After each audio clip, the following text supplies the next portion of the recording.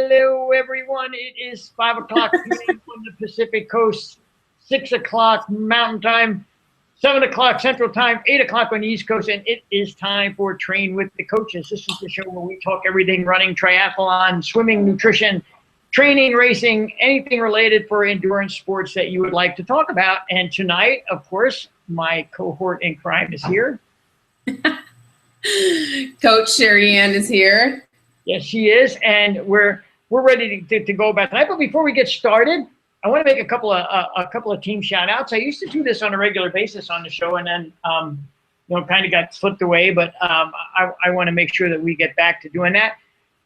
And this week we've had quite the week, so to speak. We had a couple of people have great 50 milers on the team. Stephanie Fonda had a big PR at her 50 miler, and who else had some great races? Scott Harden. Yep, Scott Harden had a great sprint, wonderful sprint. He's getting ready for Ironman Arizona, so it was a great first race of the year to start him off right. So I'm excited for him. Yeah, Scott had a great race. What else happened on the team? I'm old, I forget. Oh, I raced. Oh, it's always about you. Yeah, and the big news is, I guess, and for the podcast this week, Sherry Ann raced her first 100-miler this past weekend, and I got to go out and be her crew in Zion National Park in Utah. She ran the Zion 100 and had a great day, 24 hours and 30 minutes, and was 5th overall female and first in her age group. Congratulations. Thanks, sir. Would you like to talk a little bit? It was quite the experience. You want to talk a little bit about that experience? For people out there who are thinking about taking on the 100-miler, maybe we should talk a little bit about that before we get into the technical part of the show. Talk a little bit about the preparation, what you went through mentally, some of the challenges that you faced during the race.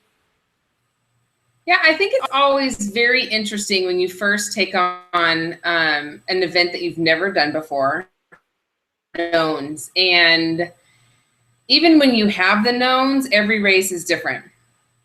But there was a lot of unknowns going into this one because I'd never done 100 miles. I'd done several 50s, and I knew that I could do well at 50s, and so I assumed I would do well at 100. But running at night and taxing your body for that long at that level is it was a lot. Like, it was a lot physically, but a lot mentally. And I had broken the race down mentally in my head, and I knew there was this one section I was going to have to run at night, and it was 8 miles long. And I even said to you going into it, I was like, okay, this is it. Like, this is my 8 miles. And it was tough. It was tough, but I knew once I got past that 8 miles that it was just cruising to the finish. All I had left was pretty much a marathon to the finish. But it was an eye-opening experience. The roller coaster of emotions that you go through is interesting. Like, I'm still processing that. I'm in the middle of writing my race report because it was eye-opening, but I really, really enjoyed it. And it was funny because you asked me, you're like, okay, are we, did you get it out of your system? Are you done? And I don't think so. Like, I want to do another 100. But I'll pick my 100 different. I think my question was, are you through with this foolishness now? Yeah. Oh, I wasn't going to say that, but that's exactly what you said. And you asked me that, I think 2 hours after I'd finished, and I was still like, I couldn't even comprehend what I'd just done. But it was wonderful. It really was in so many different ways, but it was definitely the toughest thing physically I've ever done. And I get a lot of questions. The most common question I get is, how does 100 compare to an Ironman? And there's all different levels of hundreds. There's hundreds with a lot of elevation. You've got to take into account the terrain and all these different things. So some people will equate easy hundreds and hard hundreds. And what kind of 100-miler it is, they're harder than an Ironman, for sure. Hands It's twice the amount of time that you're on your feet, and as far as just being active. But in an Ironman, a marathon, this is 100 miles of running on your feet, and it was tough. It was tough. But Yeah, I think one of the things, and I think we should explore this a little bit. You know, we haven't planned on doing this tonight, but I always like to kind of catch you off guard anyway. So I think that one of the things that we should talk about, and you don't, is like, you know, no matter how physically ready you are to do a 100-mile race, and I've been to a few now, and you know, I've paced, you know, Coach David Murphy a few times, and you know, and he's a guy who's been there 6 times now, I think, and so he has a little, you know, mentally he understands what's coming on. But the first timer going into this race, you really can't. There's really no way to practice for what happens to you mentally and emotionally when you're out there. And I watched you go through all the emotions because I was at all the aid stations. And, you know, so I watched you go through this array of emotions and these mental challenges more than the physical challenges. And I think you should talk a little bit about that. I knew that I could physically do 100. And the amount, I knew that I was physically ready and capable to, quickly I could do it. But mentally, yeah, there's no way to really an event of that nature, in the sense of just, you don't know when and where you're going to hit the wall, because you're going to hit the wall. Okay, hold on a second. For myself. Hold on a second. I know you're going to hate this, but we're only 8 minutes in, and we're going to go right back to the beginning. And the reason why we're doing that is because GarageBand did its GarageBand thing. But that's okay. So we can nail this real quick. And this is a good thing to start talking about. So here we go. Hello, everyone. It is 5 o'clock on the West Coast. It is 6 o'clock Mountain Time, 7 o'clock Central, 8 o'clock on the East Coast. It's time for Train with the Coaches. I'm Coach Jeff. Marianne.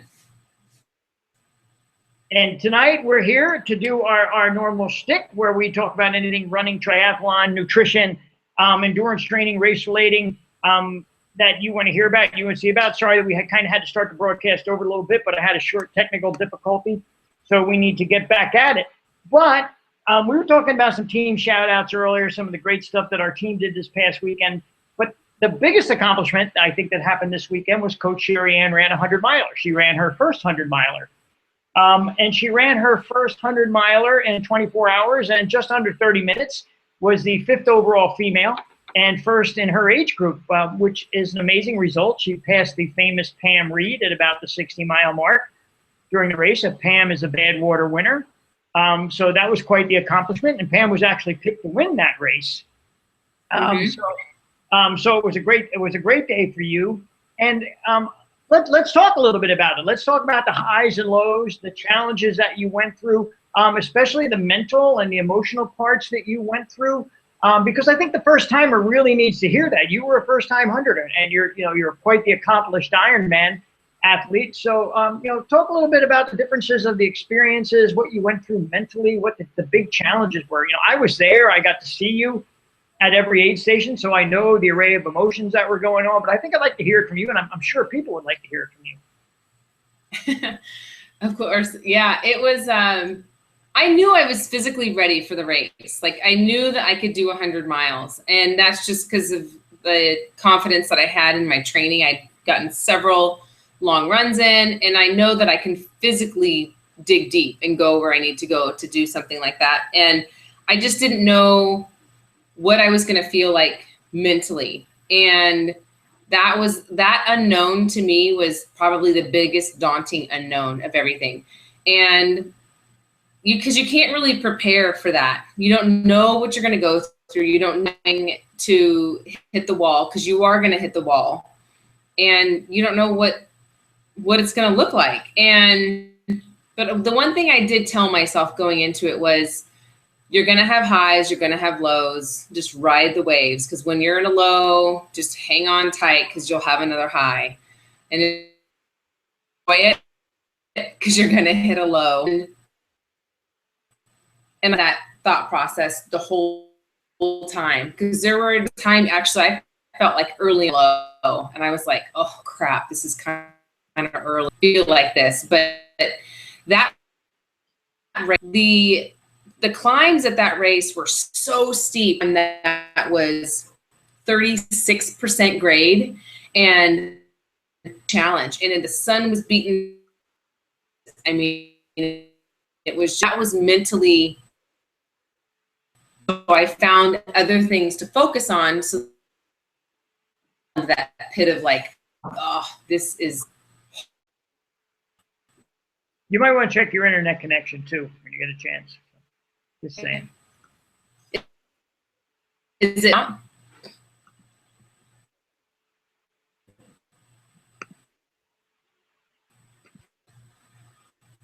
Is your internet connection okay? Oh yeah. Okay, because you're really breaking up audio wise. So. I stopped the recording. So. Are you okay? Okay. Make sure you're close to your microphone and there's no other noise going on in the background. Yeah, I don't have any background noise. Let me check my mic though. So you're a lot better now. Okay, you ready? Yeah. Okay, pick it up from there.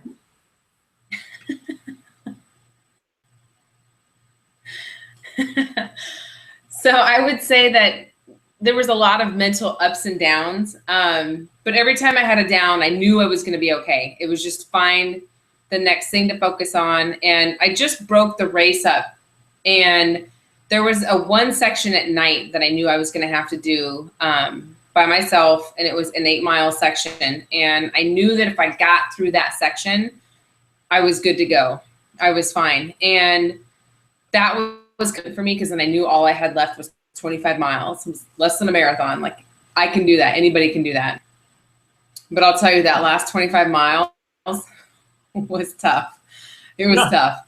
I'm sitting here laughing because there's a lot of first-time marathoners who are listening to this show, and you're like, all I had left was 25 miles, and anyone can do that. Yeah. Not anyone can do that. Let's get that clear, first of all. And and I know the struggles that started. And one of the things that we talk about after the race, we talk about this nutritional issue. We did a great job. I think we really did a great job nutritionally through 62 miles. I mean, everything was working. We, obviously our team sponsor, GenUcan, you were pretty much on a solid GenUcan nutrition plan up through 62 miles. But then the consistency, as I noticed in the past, started to get to you a little bit. And we needed to fish for something different. And what I found most remarkable about you in that period of time, although you were a little cranky, so, but the thing I found most remarkable about you during that period of time was your commitment to stay with nutritional sources that didn't interfere with the fat burning process. I mean, you went to peanut butter, and then later on we went to raisins.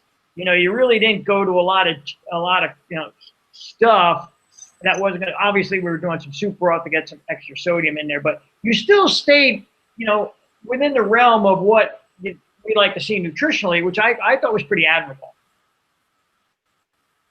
Tough though. Yeah, it was. I remember when the heat had got to me, and I think heat is the number one in racing, any kind of racing. And it was hot, and there was no breeze, and the heat was coming up off of the rocks, and that was tough because it impacted my body's ability to digest food. Yeah, because it got to nothing sounds good. I don't want to eat anything, but I knew I needed to. But yeah, I would try different things, and I'd put them in my mouth. I'd take a few bites, and I would spit it out. There was a couple times that happened. But then there was time I was like, okay, I can do peanut butter. I can keep that. I'll be fine with it. It was that was a rough, but like you said, was committed to doing whatever I needed to do to get to the finish line. And I just kind of sucked it up. Like, but that's what I do. Like if it's not going good, I figure out a way to make it work. But I do remember coming in, I forget what mileage it was at. I think it was 62, where I said I need to lay down.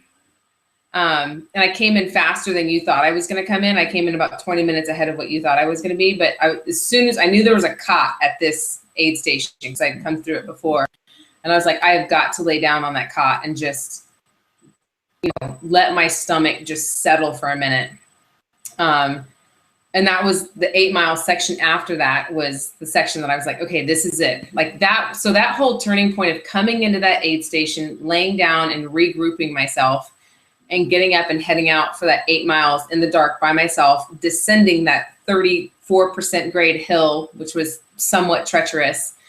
Like that was the turning point for me mentally, like just get through that part. And I was fine. But I didn't know that going into it. It was kind of like one of those things where I was somewhat prepared for it, looking at the race course and knowing myself.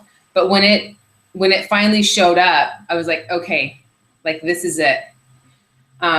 So I think that's a big thing, is like mentally kind of teeing yourself up for what possibly could happen. And because I'm good at that, like I'll look at different race scenarios and visualize them so that I prepare myself for whatever will come, so that when it does show up, I'm like, oh, okay, like I've seen this, like I know what to do. I think that was a big part. Yeah, and I'm glad you hit on that. So we don't make any bones about it. Everyone knows I'm your biggest fan, and you possess something that all good athletes have, and all good endurance athletes have. First of all, there's always two ways to go to a race. There's people who go to race, say, I'm going to run this race and have a good time and enjoy myself. And that's probably about 90% of the mentality at a 100-miler. Because let's face it, it's a 100-miler. Not many people go there to race. Right. But you're the kind of athlete who goes somewhere, you go there to race. And, that's a special kind, that takes a special kind of mentality, especially at a 100-miler, because like, as you said, you went through scenarios before you got there, which is very, very smart. A lot of people don't think, okay, well, this could happen, that could happen, this can happen. What am I going to do if this happens? That's all part of the planning process. And for us, that's all part of the coaching process. Let's talk about what can happen. We have a big climb here. What can happen on that big climb? What's going to happen afterwards? What's going to happen when it gets dark? What's going to happen if I get nauseous? What's going to happen when the hamstrings or the quads tighten up? All these things are things that if you're going to a race, or if you're going to a 100-miler to really put in a good 100-miler or a good Ironman, if that's the case, you really have to think it through. You really have to get yourself mentally in tune to what you're going to do, so there's no surprises. Right. Because the bottom line is, I don't care who you are, how many times you've done 100. I don't care if you're Ian Sharman. I don't care if you're Sherry Ann Nelson. And 100 miles, a lot of stuff is going to happen. And you have to be ready to handle a lot of stuff. And you as an athlete are very, very good at that, because you're very cerebral in your approach to racing. You're not, you don't get emotional about racing. You think it through. You walk the steps through in your head, and you say, this is what I need to do. And that's executing a race plan. And so many people don't do that. So many people go say, okay, well, I'm going to the race and this is what I'm going to do, but they don't think through all the steps and they don't execute a race plan. And that's part of what we do, with our clients. I've just spent 2 days doing Boston Marathon race plans. And, I know you just spent the day doing a 70.3 race plan with someone, but you do it very, very well. And I was, there were times when it got, where it got testy. Let's use that word. But you were good about it, because you never got angry, you never got out of sorts. You never once said, I'm not going to do this. Right. No, yeah, that's not me. Yeah. No, and I even played in my head, like, what if I get lost? Or what if I take a wrong turn and I end up adding mileage onto my race? Like, I even mentally prepared myself for that, because it was a very confusing course. And I thought, okay, if you end up screwing up and adding mileage on, you're not going to let it undo you. Because there's a lot of people that are like, like, Like it freaks them out. But yeah, I thought about everything. But yeah, I don't ever really remember getting testy though. I remember being short. Like I don't want to eat anything. Like I did, like just I needed to like focus, but not getting testy. Come on. You got a little testy. It's I know you don't remember it, but you did. But that's okay. I mean, that's okay. You're only expected to go through those, that range of emotions. Oh yeah. You're going through a 24-hour period of racing. It's not a 24-hour hike. You were out there for 24 hours racing and moving. And yeah. And it's the other thing you did in that, and you spent very little time in rest areas. Toward the end when we were getting a little bit tired, probably in a few more minutes than we would have liked. Mm-hmm. But in the beginning, when you were running well, those first 64 miles, 68 miles actually, you spent very little time in rest areas. You came in, we got a game plan together, a time plan for the next 8 or 10 miles, and out you went and did it. And, Mm-hmm. and again, that's a tribute to your planning and your mental strength and your willingness to get something done. I was very, very proud of you. I think you did an amazing job. I think everyone that we know is very, very proud of you. It was a great accomplishment. I'm here to tell you folks, Sherry Hamilton, of course, was tough because she ran 100 miles. I'm telling you, I walked that course, a lot of it, and that course is tough. It was a hard course. They had to use ropes in the first couple of miles. It was so steep. They had ropes there for people to climb up. And then there was that 34% grade from I think it's like mile 30 to 35. And that was pretty ugly. Mm-hmm. And I was at the top of that, and I saw a lot of people coming up that hill who weren't going much farther after that. No, yeah. That hill broke a lot of people. Yeah. It broke a lot of people. And the other thing that I didn't expect, and this was one thing that I didn't prepare for, and that it mentally took a toll on me, was the terrain. Like once you got to the top of the mesas, it was a lot of rock. Like they call it slick rock, but it was just weathered rock that we were running on. So you couldn't really get into a groove. You really had to watch your footing. I mean, it was just, that was mentally draining because it was just no way to kind of get into any kind of a groove. That I was not prepared for. And that definitely took a toll. I didn't plan that one out. Well, again, congratulations. And thanks. I'd like to apologize for ambushing you with this on the show, but I thought better for you to speak off the cuff than come prepared. I'm really, really proud of you. You did a great job. It was great to watch. And you ran the last 8 miles in an hour and just a little under an hour and 40 minutes, and probably passed 2 more women on your way in. I think that I know of. Yeah. Because I was talking to David Murphy on the phone, and I was planning on you being in at a certain time. And I said, yeah, I'll call you back in about a half hour when she comes through. And all of a sudden you went by the car. Whew. I went, oh, David, I got to go. She's coming down the finishing chute. And I remember you saying to me, I just wanted to get it over. I just wanted to finish. I did. Because when I came into the aid station before that last 8-mile section, I think I might have sat down, and if I did, I was in the seat for maybe a minute. And then it was like, all right, let's just go. I want to get this over with. I want to finish. I want to be done. Because I could feel it, a massive blister under my big right toe. And I did not dare mess the chemistry of my foot and sock. Like I didn't want to take it off and take a look at it because it was there. There was no fixing it in the last 8 miles. And so my feet hurt. Like I hurt. Like I was like, I just want to be done. So let's run. Yeah. But a big shout out to our sponsors, Garmin, obviously, who provides our watches for us and yours to track the race. Ultimate Direction, you wear an Ultimate Direction pack. Big thanks to them. Jen, you can. The nutritional plan was pretty solid. There's some things that I think we have to look at as far as all of our 100-milers go, with some of the Jen, you can issues. But overall performed very, very well. And of course, you run in Ultra Lone Peaks. So big shout out to the guys at Ultra, who have been a team sponsor for us for 3 years now. So we always love when we're able to perform well in their product. So great job to you. So I guess now we should probably get on to talking about what we came here to talk about tonight. Yeah. Yes. Yeah. Provide some good information. Yeah, we'll give out some information now that people might want to hear. You might not want to hear, but that's okay. It's if you don't want to hear it, you can turn the show off. So aerobic base and aerobic threshold. It's a big question in training that comes up more and more and more and more. And I don't think a lot of people understand the differences between the two. And I don't think a lot of people who not only understand the differences, don't understand the differences between the two. They don't know how or when to train at the two levels.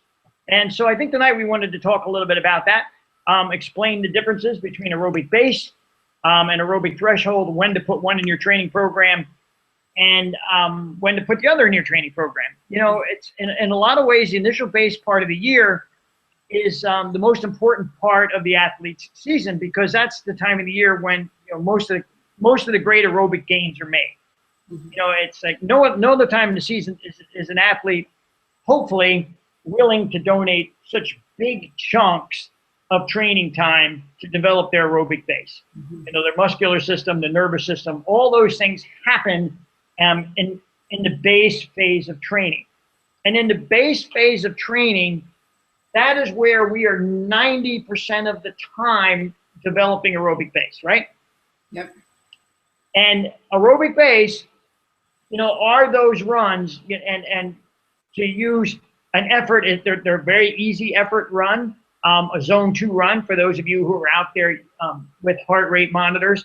And this is where we're developing, and you hear me use this term all the time, we're talking about developing mitochondria, we're talking about developing capillaries, we're talking about strengthening the musculoskeletal system, turning our bodies into fat burning instead of carb burning machines. All this begins in the aerobic base process of the training cycle.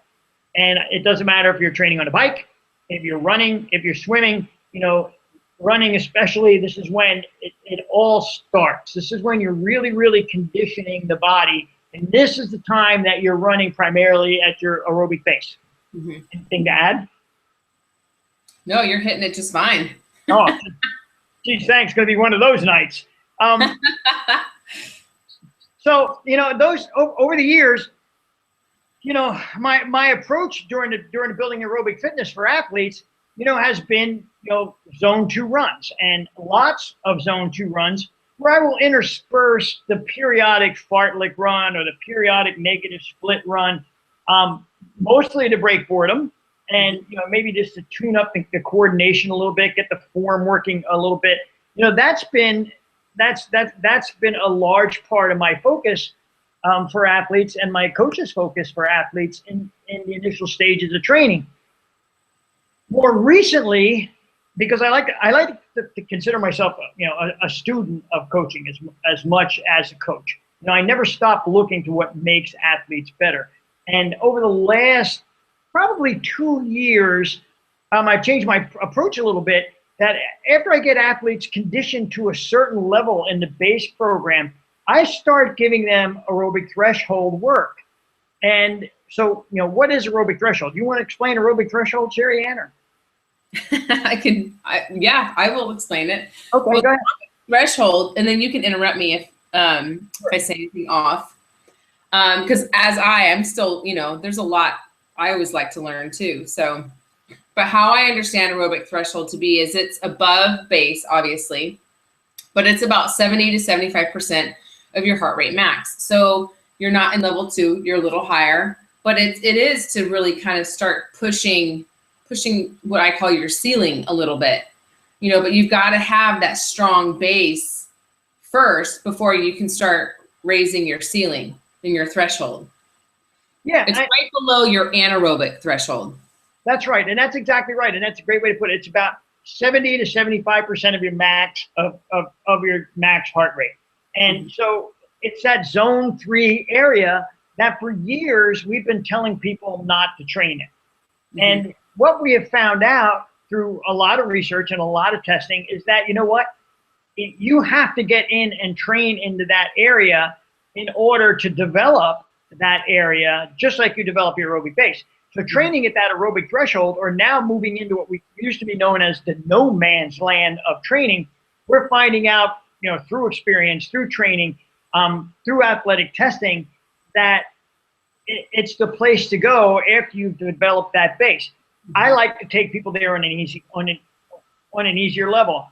Instead of immediately throwing the aerobic threshold workouts at people as they come out of their base, I like to take those longer runs and make them base runs with aerobic threshold surges in them. Because I think as you do the surges throughout the run, you begin to work in your aerobic threshold on tired legs. Look, the optimal way to train, I'm going to get a little technical here, okay? The optimal way to train any physiological system is to create and frequently repeat a stress, you know, precisely that targets that system. So if you're not targeting and stressing the aerobic threshold over and over and over again, it doesn't get stronger. And so, and that aerobic threshold 9 times out of 10 is your marathon and half marathon pace. So you have to be willing to go out there and do some runs in that mid upper zone 3 area, because that's where you're going to be in a lot of your race stress conditions. And if your body hasn't seen those stresses before, if it hasn't adapted to those stresses and got stronger by the frequent repetition of those stresses, you'll find that you'll break down later on in your races. So again, what we like to incorporate are surges. And then later on in people's workouts, as they get stronger, we like to incorporate progression runs where you're staying in for 60% of the run. You're in that zone 3 area and then pushing the anaerobic, the low end of the anaerobic threshold as well. Because again, we're stressing that area. But again, you always have to come back to recovery and rest in between those workouts. Right. Well, and continuing to come back, and when you're doing recovery workouts, that's going back to your base level workouts to continue to make that stronger. But yeah, those threshold workouts are designed, like I was saying, to raise your limit, to raise your roof so that you can continue to learn how to work harder. But you've got to have that strong base first before you put in those threshold workouts. Otherwise, you run the risk of, you know, injuring yourself if you go too hard too soon. And then along those same lines, you can't go hard for extended periods of time. You have to have that recovery. It's important. Right. Yeah, and one of the things, another thing about training at aerobic threshold is, you know, all of the key aerobic systems are stressed. You're stressing all the key areas of the aerobic system when you're running at aerobic threshold. And the stress can be maintained, your aerobic threshold stress can be maintained for long periods of time. You know, people can run at aerobic threshold, you know, basically their marathon. You know, that's because pretty much what you're going to be running at your marathon. So if you can maintain that stress for relatively long periods of times, that's what you're going to be doing in an endurance race anyway. So one of the ways, you know, we do it, and one of the things that, you know, we've been adding into our system, you know, our aerobic based threshold runs, or our aerobic threshold runs, and they're runs that start you out a little bit easy. And if it's a 3-hour run, if you're getting near that cycle where you're running 3 hours, you know, you can take someone and you can warm them up for 20. What I like to do is, you know, let's take that 3-hour run and let's do the first hour like this. We're gonna run zone 2. We're gonna do zone 3 surges every 20 minutes for the first hour, and then for the second hour or hour and a half, we're gonna run at your aerobic threshold, and that means you're gonna be running at anywhere from 5 to 10 seconds faster than your marathon pace for an hour and a half. And that should have you pretty close to the end of that aerobic threshold before you get anaerobic. And that's really going to stress that system and really strengthen that system. And then after that hour and a half, I like to have them perform that next half hour of 5 minutes zone 2, 5 minutes aerobic threshold, 5 minutes zone 2, 5 minutes aerobic threshold, until they finish out the run and cool down with a little bit of a jog. And I'm finding that kind of stress is going to add more race specificity stress, you know, to the half marathoner, marathoner, and Ironman. Oh yeah, and I mean, and the thing is that you have to watch what you're doing when you're doing it too, because you can't, like I was saying before, you can't do it all the time. And there's so many people that think, they fall into the mistake of thinking, oh, go hard all the time because it's going to make me stronger. And that is one of the biggest mistakes that you can make, is you can't go hard all the time. Yeah. And I like how in our system, how we build people into that. We don't just throw them into it. Yeah, you know, it's funny because, you know, we talk about base training all the time, and base training and building and what needs to be done and how to do it and why to do it. And the one thing that you can never ever do is cut short that period of your training. If you need to cut short any other period of your training, you need to cut short the harder stuff. Because you're not going to get the benefit, the long-term benefit from the harder stuff that you're going to get from the base and the build stuff. And, you know, I like to separate things in our pyramid, and you know, we use a training pyramid, you know, just like anyone out there does, and ours is probably more Lydiard focused than most. But and that's just because I'm a Lydiard guy. But when I look at it, I like to say, okay, base phase, build phase, you know, medium strength phase, hard phase, speed phase, as people are going through. And that build phase, after you've established that solid base, is now up the point where you can start putting in the AT runs, or the AET runs, or the anaerobic threshold, the aerobic threshold runs, to start stressing the system that way. But, you know, a week for me, for a runner, and even for a triathlete, will look like, you know, maybe Tuesday, an hour and 25 minutes at aerobic threshold, and then Wednesday a recovery run, and then maybe Thursday a swim, or a swim and a run, you know, depending if it, you know, what kind of athlete I'm working with. But there's always a recovery day after a hard day, and always, even if it's an aerobic threshold day, I like to put a recovery run or some kind of recovery bike or something, or swim in there afterward before going to the next workout. Mm-hmm. Yeah, I like how you said earlier, because you kind of touched on it, that with my athletes, like, because everybody, I mean, the people that we deal with are everyday people that have jobs, they have families, you know, and so they're juggling multiple things as well as trying to put in these training plans that we're writing for them. And one of the first conversations I always have with them is, if you get into a situation where you have to cut a workout because of family or work or whatever, we need to talk, because there's a priority system with our workouts, and you never cut the long base, aerobic base workouts. Never, never, never. If you're going to cut anything, we're cutting the anaerobic workouts, you know, the high intensity workouts, because you're not going to get as much benefit from those as you are the aerobic base and the aerobic threshold workouts. And so, yeah, it's, you know, those are so, so key to the longevity of your racing career or your training and your health. Yeah. So I don't think people understand how important they are. Yeah. And I emphasize this to people all the time who don't really understand all of the benefits that you get from your aerobic base.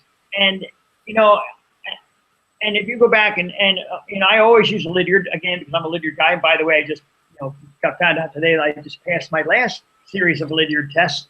And so, you know, I always go back to use Arthur's examples of his athletes. When he took his athletes to the Olympics, his 800-meter guys and his 1,500-meter guys were training pretty much the same ways as marathoners were.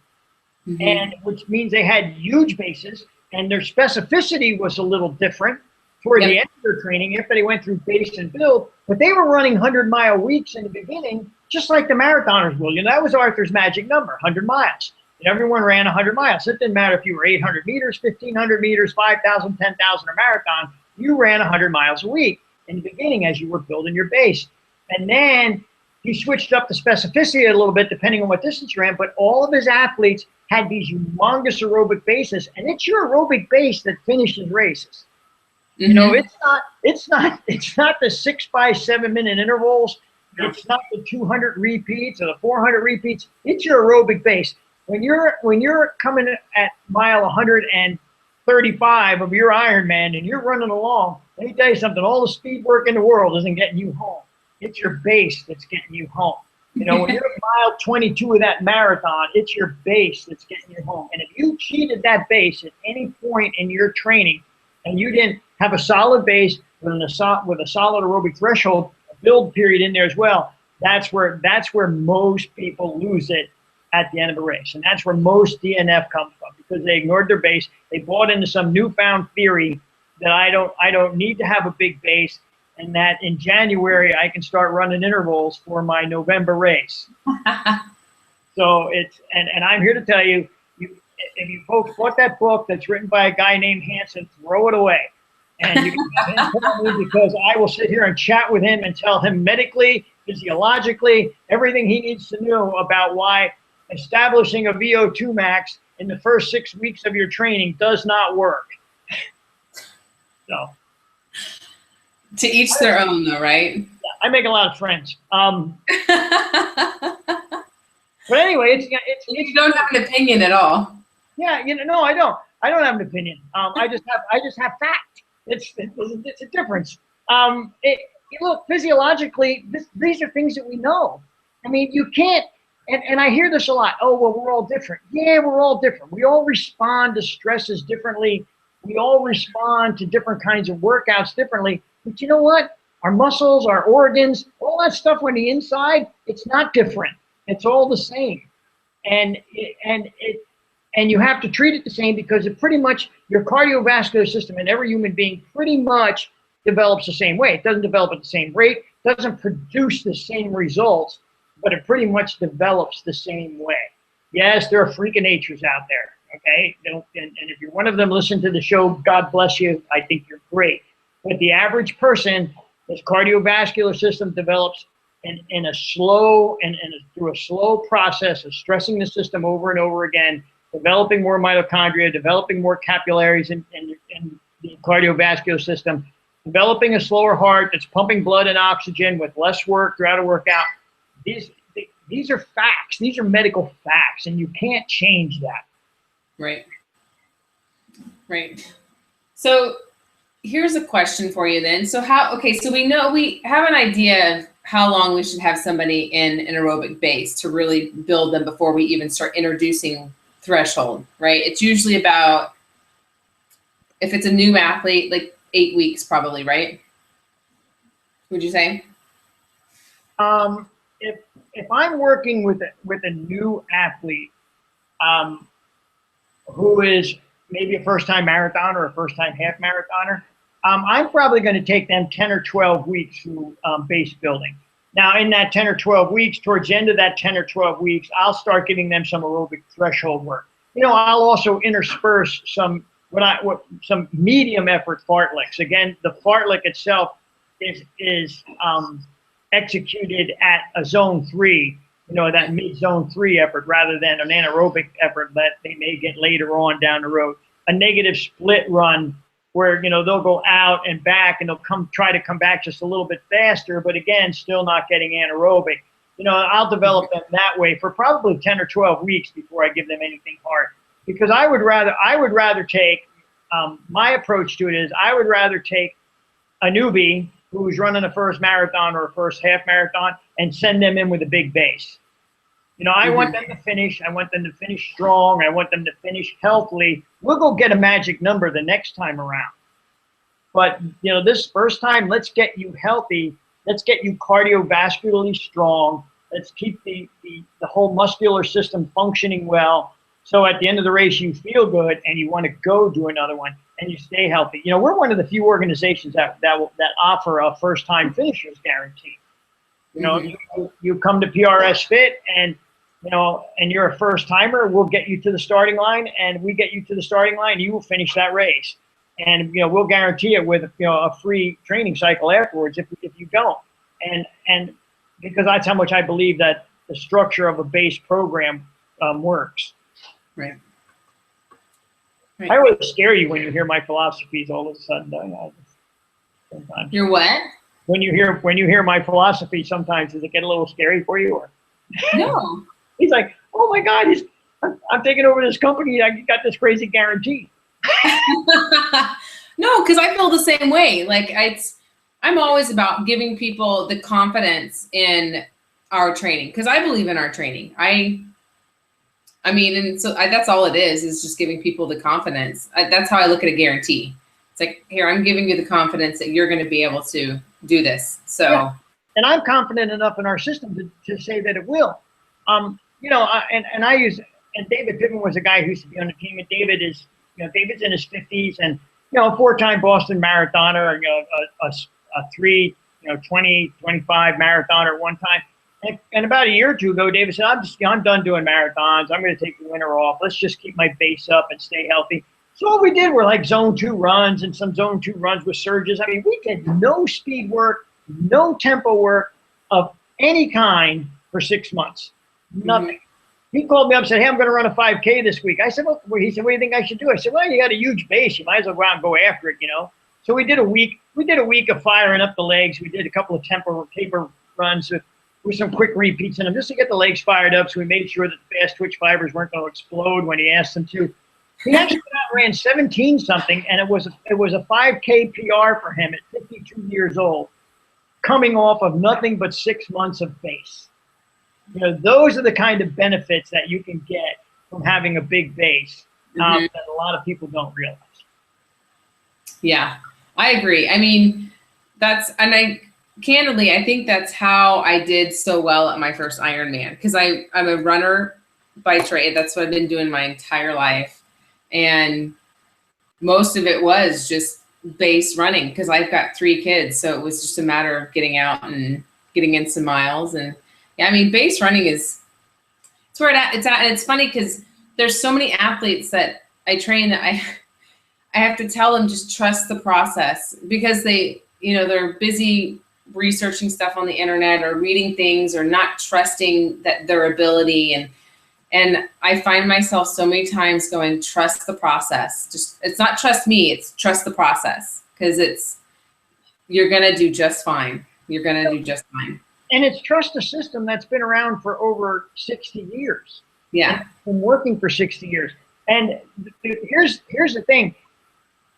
We use the term heart rate based training, and it scares a lot of people when it shouldn't scare a lot of people, because understanding your heart rate, understanding what's happening internally is probably more important than understanding what's happening externally. Too few runners, cyclists, triathletes are in touch with what's going on internally when they're working out or running. And you really need to understand that. And that's what you get from an effort-based training program or a heart rate-based training program. You really get a feeling for what's happening internally because you see it afterward. Look, I have been out there, and I know the deal.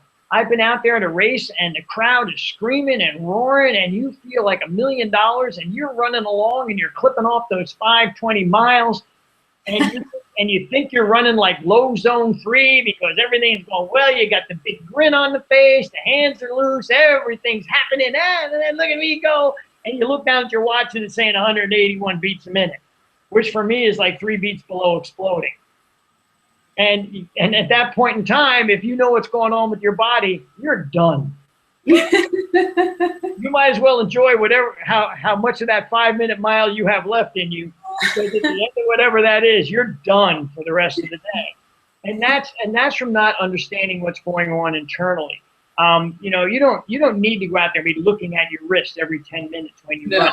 But you need to feel it, and you need to dial that feeling in with the actual data so that you get in touch with who you are internally. We're an internal mechanism. I don't know there's very, very few people who collapse at a race from the wind blowing against the skin on their cheeks. But lots of people die. Lots of people collapse and fall over and don't finish from exhaustion because internally they shut down. And that's the process. Teaching the internal parts of the body, teaching your organs, your muscles, your heart, your cardiovascular system, everything to operate at a much more relaxed pace inside, not necessarily outside. I was sitting here last night with 2 of the girls who were sending to Boston on Monday, and one of the girls was an ultra runner. When she came in, she said she still can't run fast enough to keep up with how slow her heart rate is. We're talking about her race pace now. She has done training runs because this huge base that she has. She's going into this race, and Susan is 52 years old, and her goal is to run around 3:40, which is like a 12-minute PR for her. And when we look and say, okay, well, that's an 8:23 mile, it's like, I'm out doing my repeats at 7-something. And it all came from just going in and working that base and getting the legs caught up to how strong she was cardiovascularly going into this race, and then throwing some aerobic threshold stuff at her later on in the process. But that's what happens, and it's been around forever, and it's been around longer than Hansen has, and it works better than any of the shortcuts that are out there. The shortcuts just don't work. Who's calling you? Don't they know you're doing a podcast? I don't know. Some people have absolutely no respect. Thursday night, folks, 5 o'clock Pacific time, 6 o'clock Mountain time, 7 o'clock Central, and 8 o'clock Eastern. I am on Train with the Coaches with Coach Sherry Ann. So do not. Well, I mean, I like this topic only because it's something that can never, get old. And it's always beneficial to every athlete to really understand the importance of base and when and how you put the aerobic threshold in to kind of what I call raise your roof to start making you a stronger athlete. But it definitely, I mean, you've got to incorporate it, but you got to incorporate it at the right time. Yeah. And here it is to encapsulate it. You're starting a program and you want to get faster and you want to get stronger and you want to get longer, whether it's as a marathoner, an ultra runner, or a triathlete. Figure out what you need at the end of the program, how many weeks you need at the end of your program to develop some of those skills that you may be lacking, and then go right back to the bottom of the pyramid and say, okay, I'm going to start establishing a big base again. You can grow that endurance base for 10 years. Go back to that base, and if you already have a good base, build on top of it. Don't eliminate it because you've been there before. Make it even bigger. Go out and establish that great big base. Do that through the first 4 or 6 weeks of your process. Intersperse some medium effort, fartleks and negative splits, and then start throwing in some of the aerobic threshold workouts in between. That's when you get into what we call, you get out of base, you get into build. And you're starting to develop that aerobic threshold along with establishing your base runs as well, because now you're matching them both together. And then as you climb the pyramid a little bit more, most of your long Sunday runs should be aerobic threshold runs of varying types. You can go out there and say to yourself, okay, I'm going to run 5 to 10 seconds faster than my projected marathon pace. That's one way to do it. Not my favorite way, because if you're having a bad day, you might be running at your aerobic threshold heart rate wise, but still not achieving that number just because your legs aren't firing or for whatever. You might be sick, you might be a little fatigued.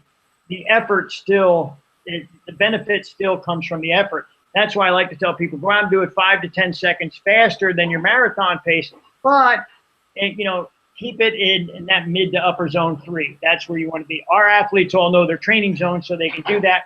But if you're not an athlete, it looks like you're really kind of looking at, running at that area where you first have to catch your breath. That's generally the sign that you're in zone 3 or in that aerobic threshold where you first have to start to catch that breath. And, that might be 5 or 10 seconds faster than your projected marathon pace.